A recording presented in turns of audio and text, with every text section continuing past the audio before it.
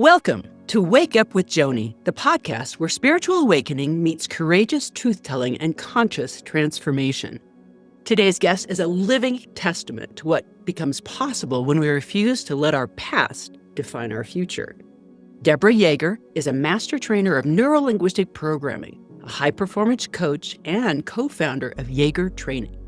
But titles only tell part of her story.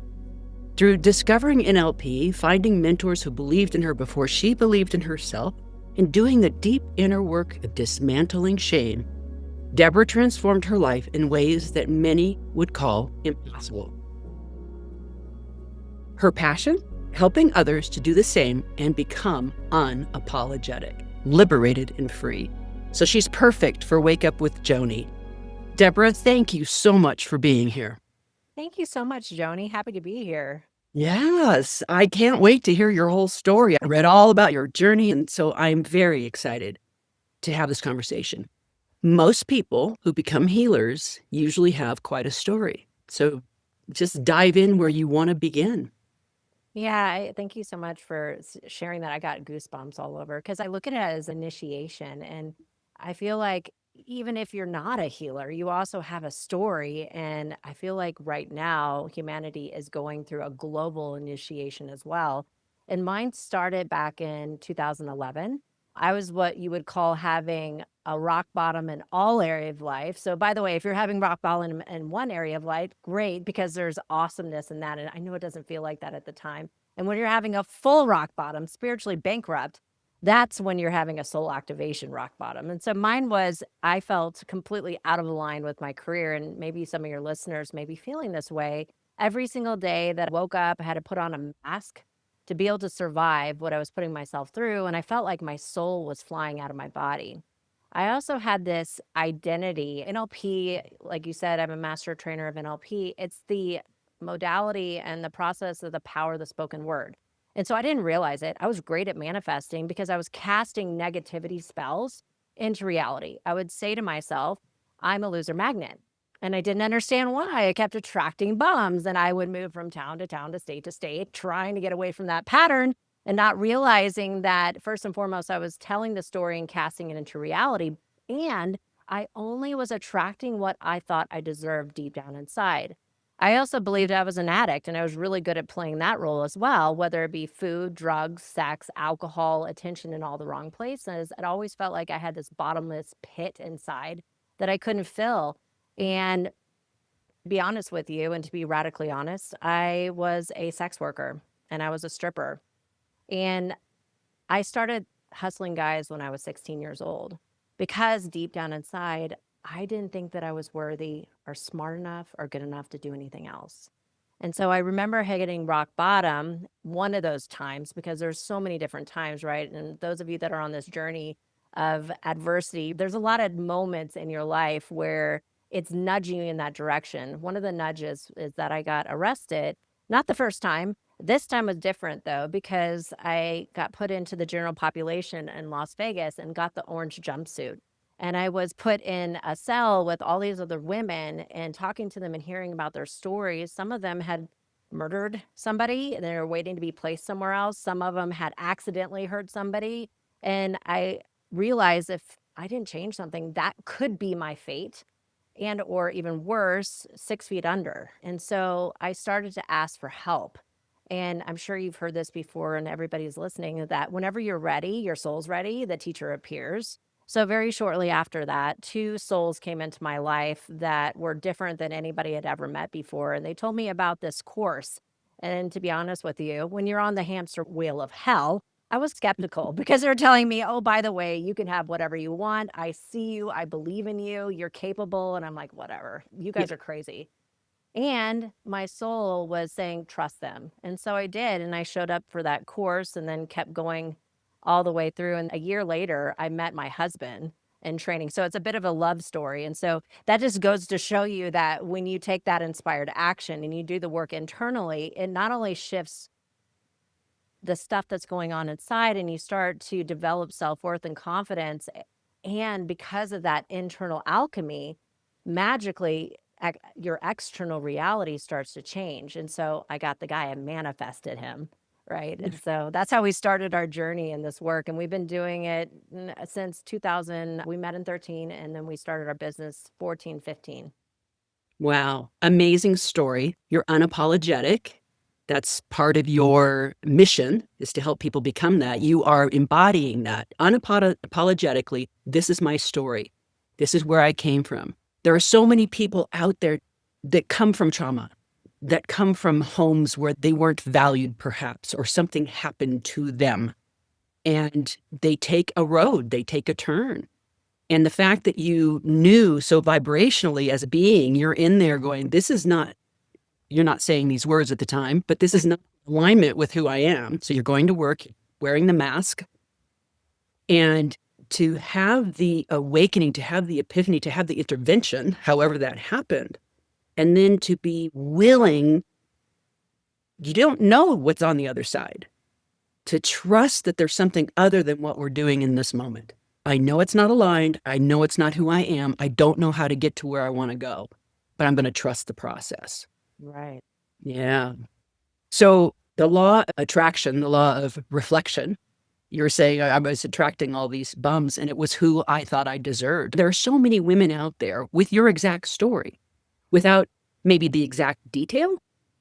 But this is one of the reasons I wanted to have you on here, because we will go into the whole shame block piece that is so huge and prevalent. And I don't care if you're in corporate or if you're on the street or if you're in a 12-step room, that is one of the greatest pieces that will set you free. They didn't quite meet you where you were because they could see your greatness, they could see your beauty, and you couldn't quite see it yet, but there was something in you that trusted. So everybody out there, trust that there's beauty in there and there's an amazing possibility. We started with the story. And I know that you have a lot to say about the power of belief. So do you want to start there, or where would you like to start? Well, we can go in any direction. I got the goosebumps whenever you were talking about the same pattern with this abusive archetype that was showing me, like you said, everything in this reality is a reflection of what you believe to be true inside as well as you think you deserve. Somewhere along the lines in my upbringing, I think possibly was passed down through DNA, through my lineage and or past lives. I believe, because we do a lot of regression, there's a possibility of having past lives. I think I came in with this, you deserve to be punished. And so I kept attracting all that because at the core, I thought that some way, shape, or form, if I was punished enough, then I would become worthy. And so then I designed an entire life that would then reflect back this punishment. And so once I understood that, it was easier to make the change. And I say easier because it sometimes takes time to unravel all this stuff. And I also want to point back too, as well, for me personally, I had really amazing parents. They're still together, right? They were very loving, kind people. They still are, and they were doing the best they could with the resources they had, and I was on a path. I think my soul came in and she was like, "Oh, I'm going to go on this spiritual boot camp and I'm going to go do all the things and to go to excess and to go to the shadow and to the depths of what most people would think is super, super shameful. And I'm going to do it all out to then learn." And I look at all the stuff that I did, and a lot of people would frown upon all the stuff that I did. I'm going to tell you right now, I had a lot of fun. I also had a lot of pain. And so there's beauty in all of it. And like, I'm super grateful for my soul and my personal experience and all the mistakes I made, all the things I did that were quote unquote wrong, because it gives me the ability to hold space for people that have bought into this belief system that our sexuality is shameful. And like, they bought into this idea, this is who you're supposed to be happy. You get the perfect life, the perfect job, the perfect family, the perfect white picket fence and all this thing, and then you're going to feel fulfilled. And yes, for some people on their soul's journey, that is right for them. And I'm not to say that my journey is right for anybody. I'm just saying that there's more than that.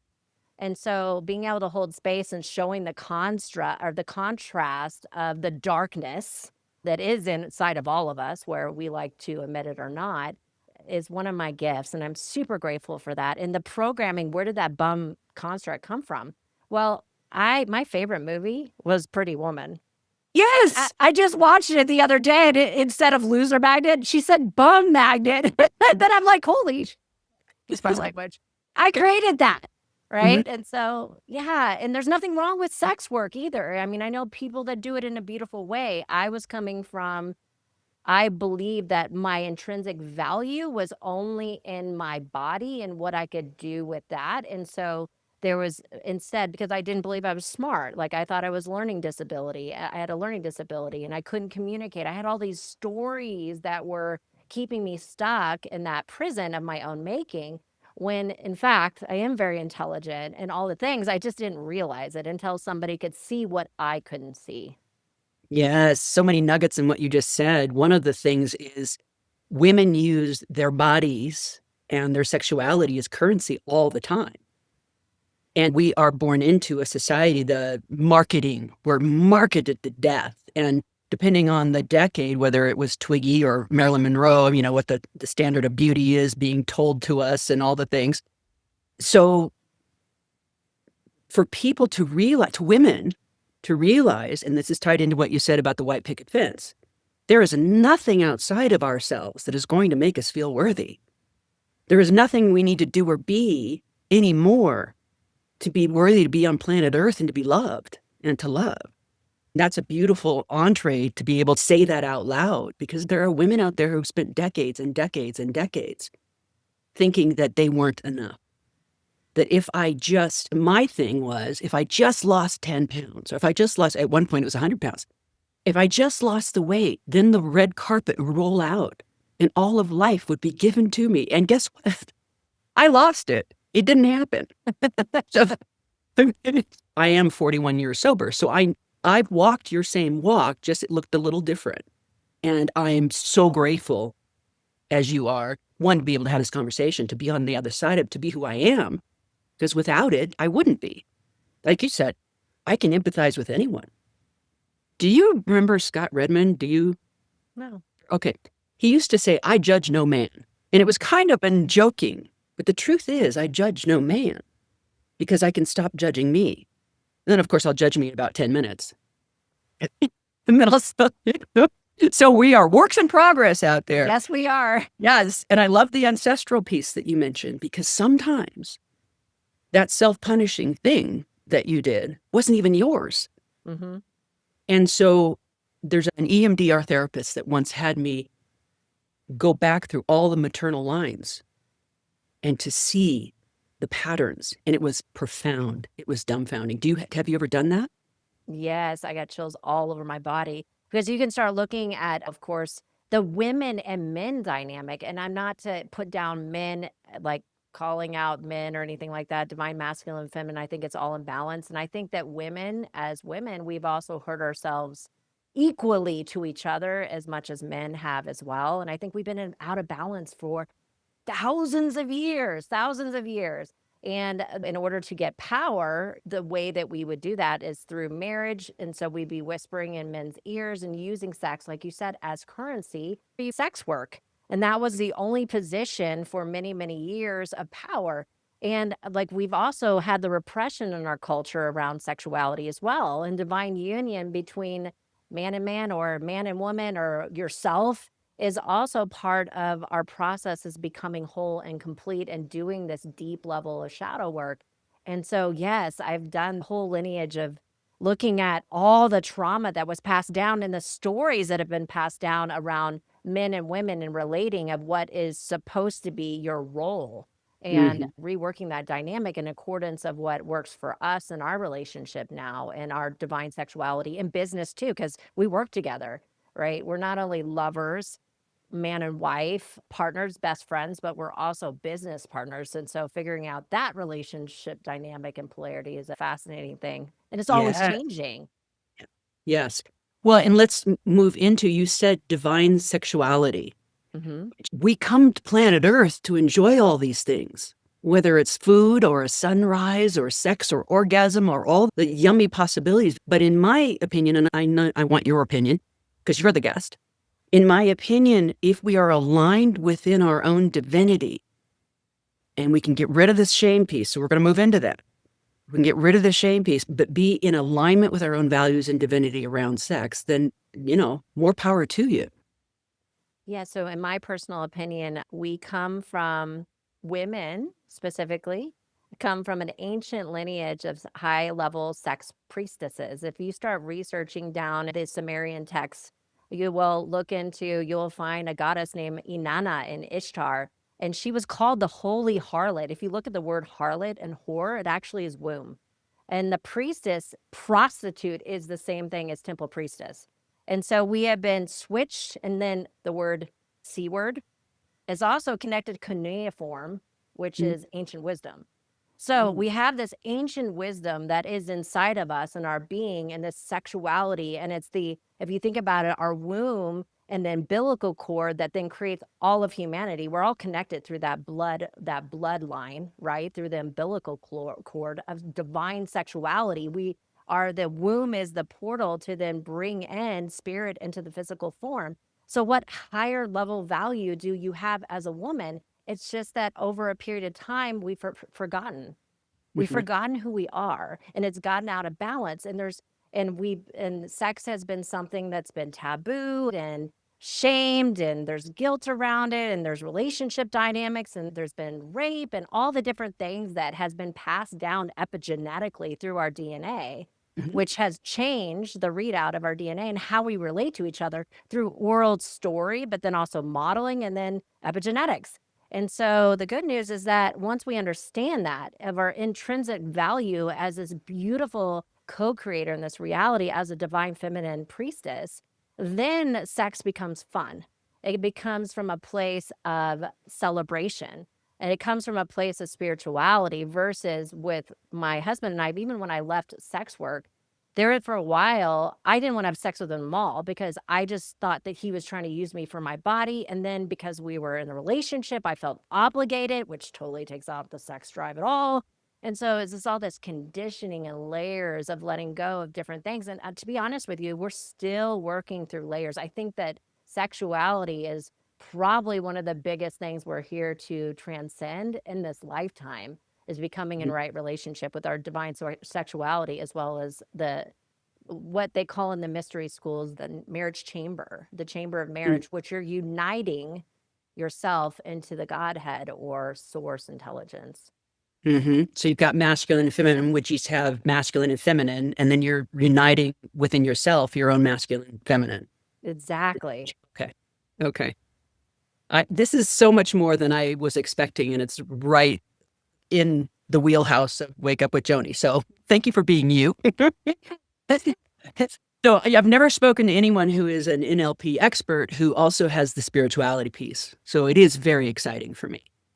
So let's talk about neuro-linguistic programming. What is it? What does it look like? And then I do want to move into the shame piece because everyone has dealt with some level and still carries some level unless they've done the work. And I love what you said about the dark side. Yeah, we all have the shadow side.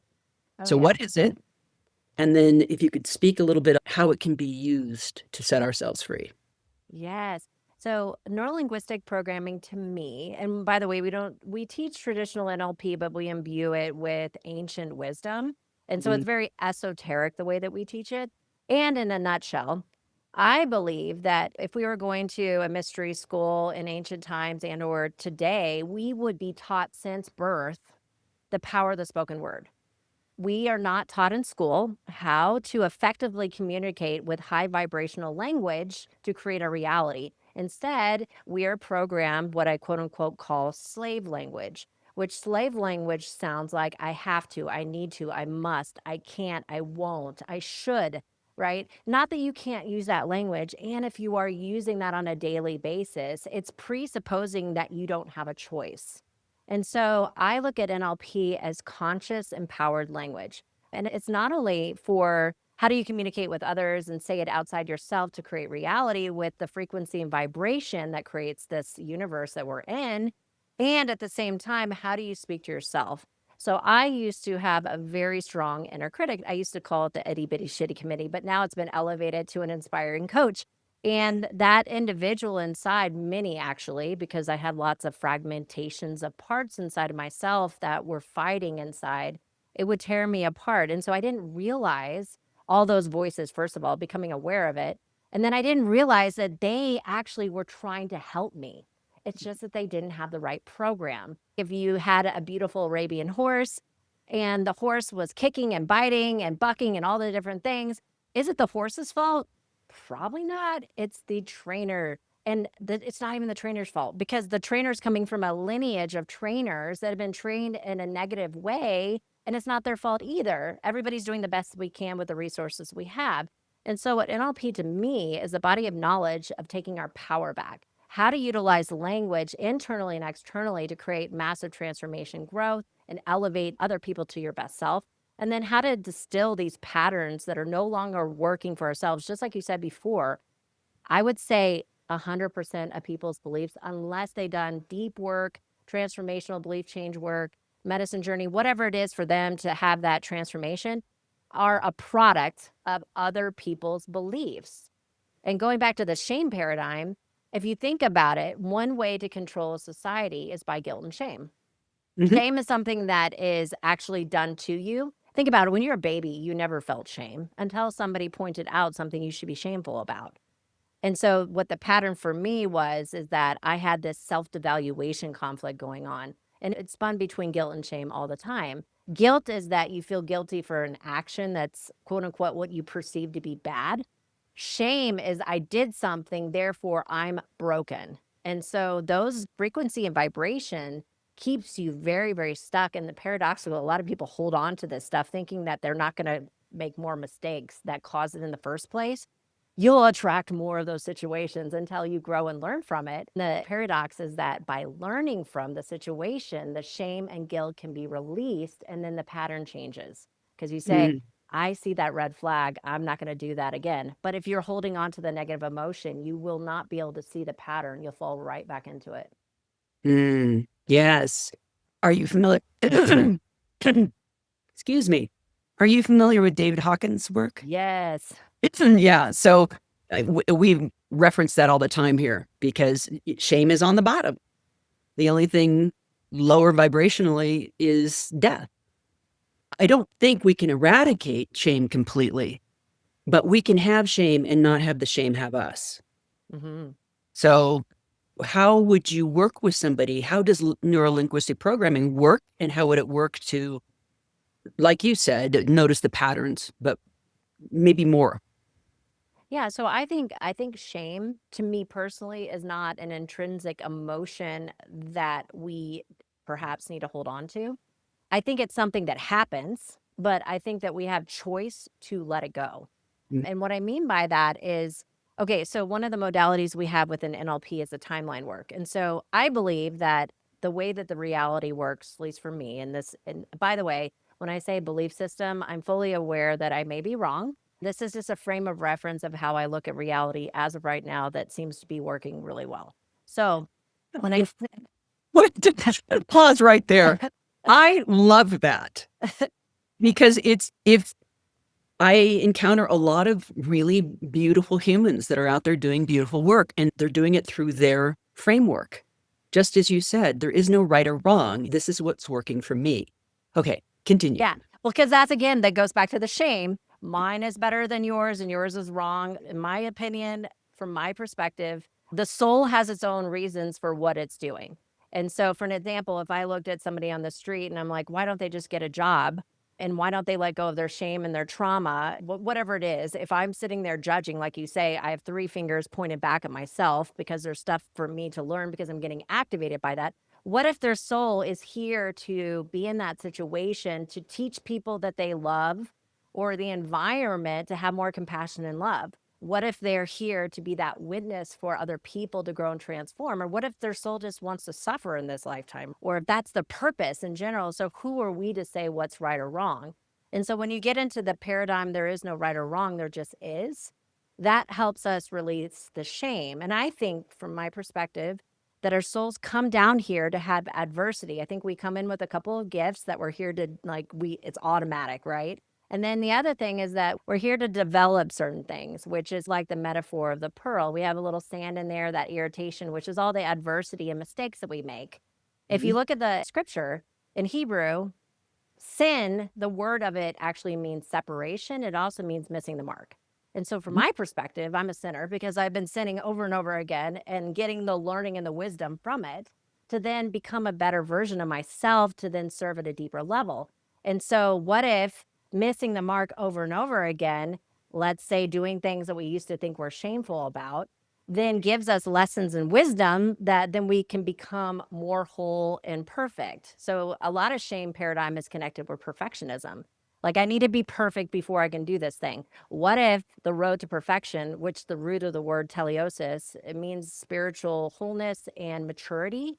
From my perspective, the way you do that is from falling on your face a lot of times and learning from it. That's just the way it works for me. So I say, perfectly imperfect, get messy, take inspired action, learn from the mistakes, and then the shame will release. Because if you play this game that you're here to grow and transform, have fun, and experience contrast, then the shame kind of releases a little bit and it doesn't have a hold on you because you don't take it so seriously and you don't beat yourself up for making mistakes because it's part of the game. Like, goes back to what you said. It's neither right nor wrong. Shame just is. So what can I learn from this? Where is this coming from? What triggered this? What can I work on? What can I release? What can I clear? Yeah, So it's a little guru exactly. instead of a gremlin. Get curious. Yes. Oh, yes, absolutely. Curiosity is a huge theme around here. Like, just being curious about everything. Like, why am I here? What is this about? What can I contribute? Who am I? And they're all the small questions. So, neuro-linguistic, you said a timeline? Yes, so we have quantum time technique. NLP was playing around with timelines in the late 70s and 80s and 90s. It's not a new thing, though. Aristotle referenced timelines. And so as it seems like in this avatar body, how we perceive reality, we think there's time, but we know that outside of this dimension, there is no time. So it's a paradox. We do store time in this reality. And the cool thing is that you can discover where your timeline is and you have access to all of your lineage information. You have access through the unconscious mind with this entire lifetime, what happened in the womb. Some people believe Akashic records and past lives. You can have access to all of that. And it's a brilliant, and you can also access the future. And so when you start doing this work, we're going back in the past, even though it's a perception of the past, there is no past, present, or future. It's only the present. You can, by getting the wisdom and the learning, you can collapse old timelines into the probability of what you want. And that's working in the quantum field. Mm. Which is actually which is actually tied into the ancient wisdom piece. They've been doing that for thousands and thousands of years. Recapitulation. So fascinating. Do you use, I have leadership certification in NLP, executive leadership certification. It was in NLP, which they used a lot of recording stuff. So this is 10, 15 years ago. And it was not, I had not hit the spiritual stride yet for myself, the metaphysical stride. So do you use recordings? Do you use the way people speak in kinesthetic or auditory, or is that still a thing? We do a little bit of everything. So with our trance, I mean, timeline work, you're putting people at a level of trance, right? So you're putting them into a state with the power of the spoken word. And we're also now with some of the stuff that we do with our high performance coaching clients and at groups, we have technology. We're in the age of Aquarius, might as well use technology for good. So we're using headphones. And so my voice is in divine feminine and Mhm. then my husband's voice is in the divine masculine. And then we're taking people through this journey of their timeline to do regression. And then also going out into the future, going all the way out to their last breath and their birthday into spirit. You can take people in between lives. You can take them to different lives. You can take them in a lot of different dimensions. And we've been mixing it in with alchemy of breath as well as music. And you can also do it. We have scripts and stuff for people that are wanting to do in high performance coaching. They're not wanting to use the technology.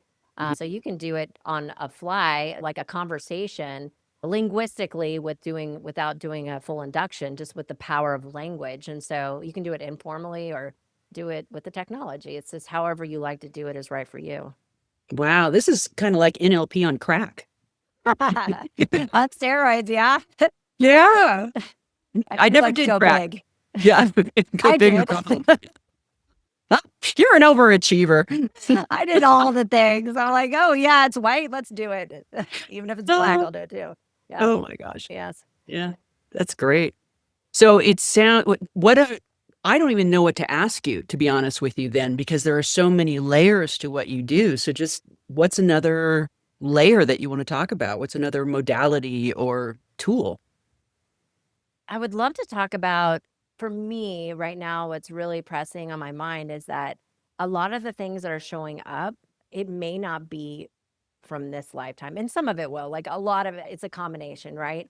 And do you want me to go out there on the woo-woo train? Feel free. Choo Okay. choo.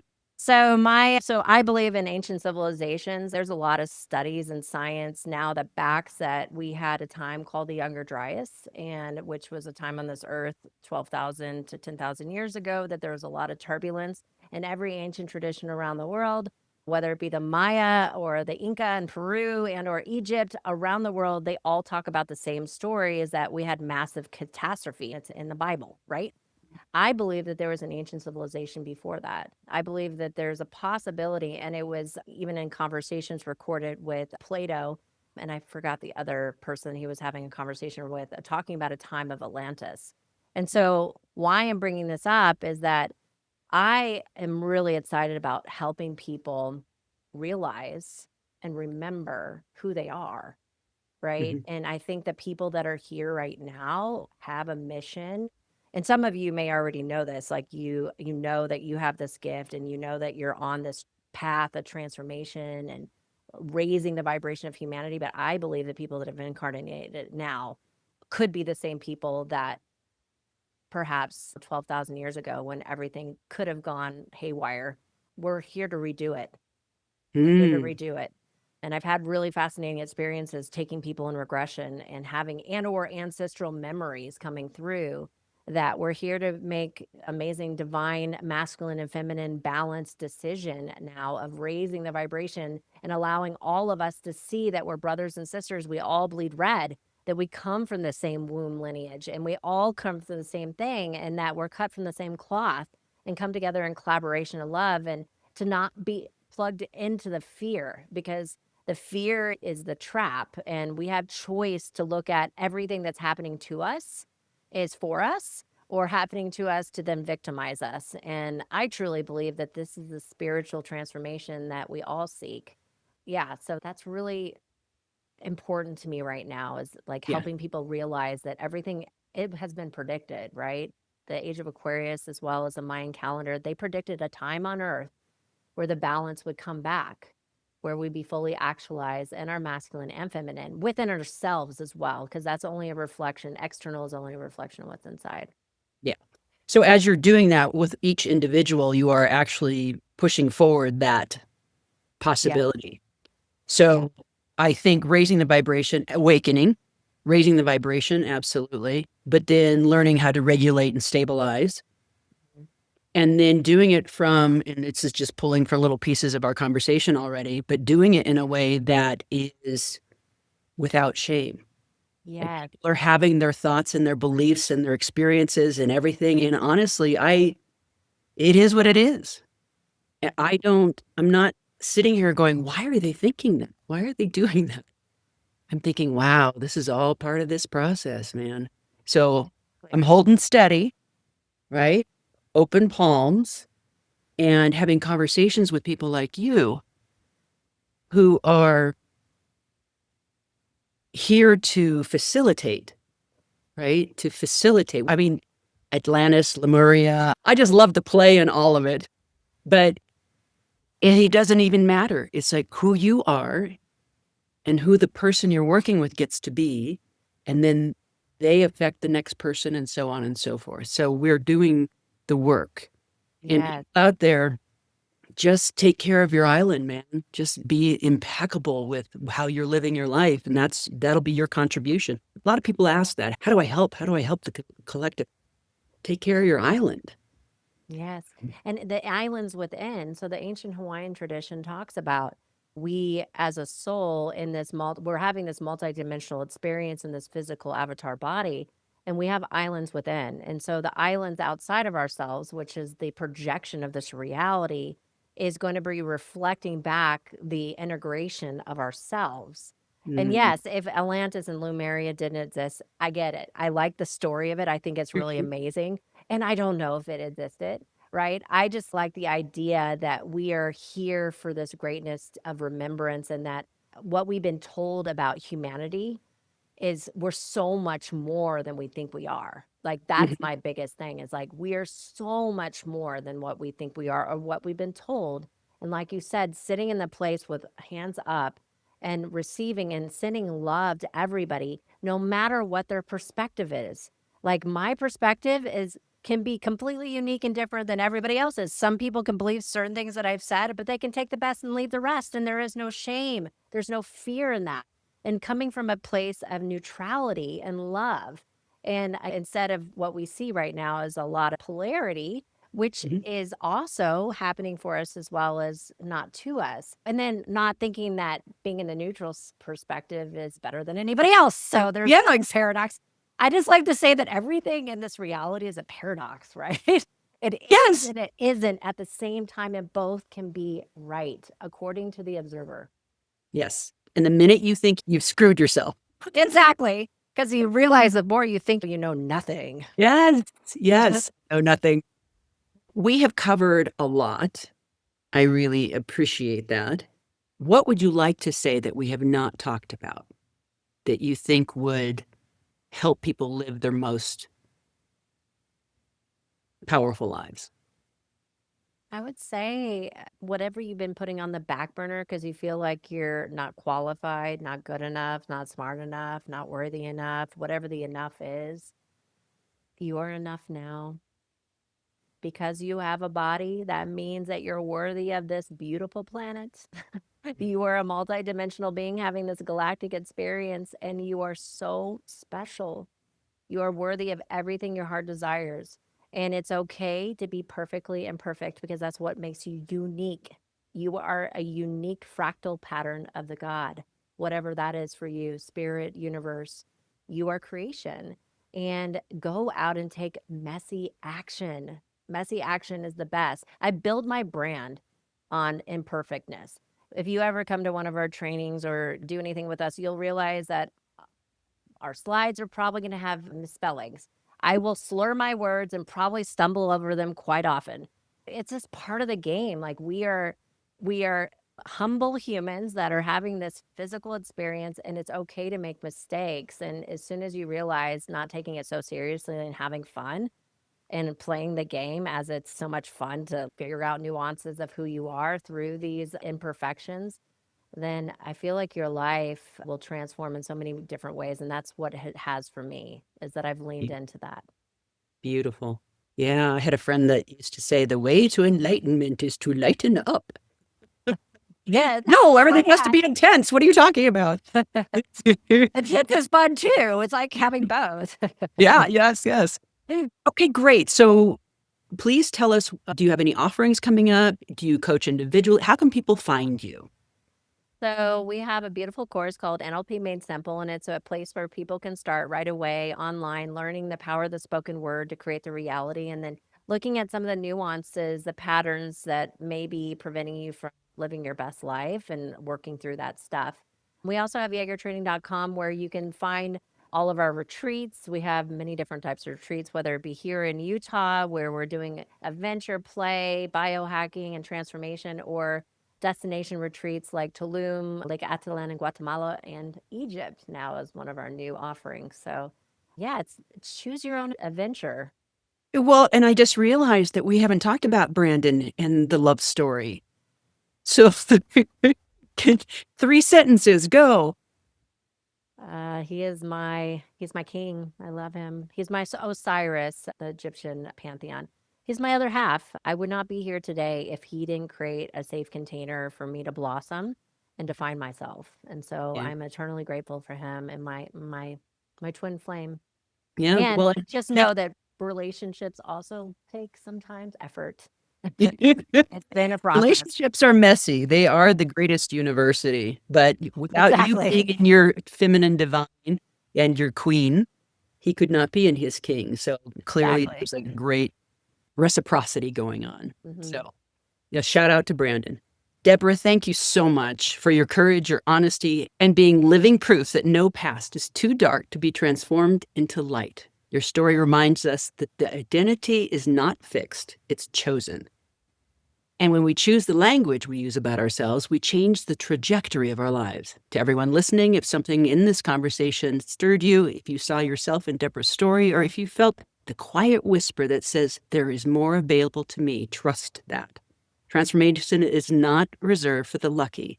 It is available to the willing. So contact Deborah and rate, review, subscribe, share this episode with somebody that you care about. That's the way we're going to change the world. If you want some in-between support, go get my book, Stop, Look, Choose, Your Journey to Peace and Freedom. It's available wherever books are sold. Now, my favorite part, beautiful humans, it's your turn to go out and live your most alive lives.